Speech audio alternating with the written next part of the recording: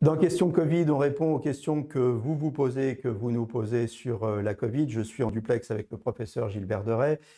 Alors, les jeunes, est-ce qu'ils sont protégés ou est-ce qu'ils ne sont pas protégés contre la Covid? Ça a fait des mois que l'on dit chez les jeunes, il n'y a pas de problème.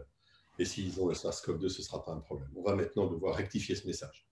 Et pour plusieurs raisons. La première raison, c'est qu'il y a une maladie qui s'appelle la Covid longue, qui sont la persistance des signes de la Covid pendant des mois et peut-être tout le temps, avec de la fatigue, de la gêne respiratoire, des douleurs. C'est extrêmement gênant. Et ce sont des milliers, des dizaines de milliers de personnes qui vont être atteintes. Et ça, c'est tous les âges. Et même dans des Covid qui étaient au départ avec quasiment pas de symptômes.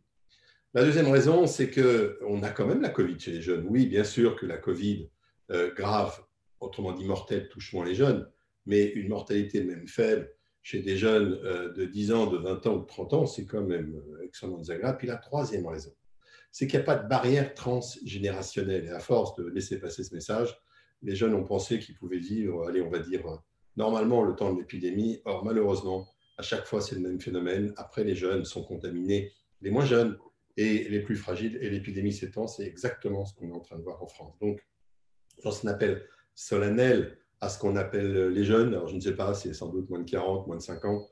On a besoin de vous pour vaincre l'épidémie. Et je ne voudrais pas qu'on fabrique dans le monde des millions de Covid longues, c'est des maladies chroniques, parce qu'on aura dit à ces jeunes de ne pas se protéger. Il faut rappeler qu'effectivement, la Covid longue, c'est des séquelles qui sont des séquelles cardiologiques, neurologiques, pneumologiques.